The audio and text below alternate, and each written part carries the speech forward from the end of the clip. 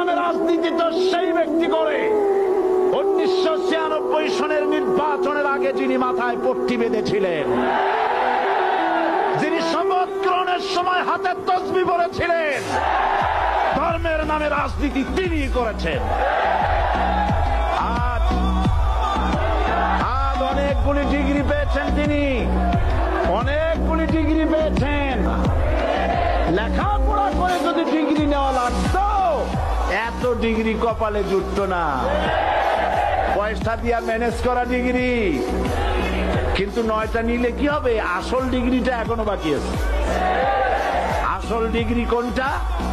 নির্বাচনের আগে পট্টি বেঁধে তসবিহ নিয়ে গোটা জাতিকে যে সফলভাবে প্রতারণা করতে আপনি পেরেছিলেন মহাপ্রতারক হিসেবে, সেই ডিগ্রি আগামী নির্বাচনের মোক্ষম সময় জনগণ আপনার গলায় পরায় দেবে।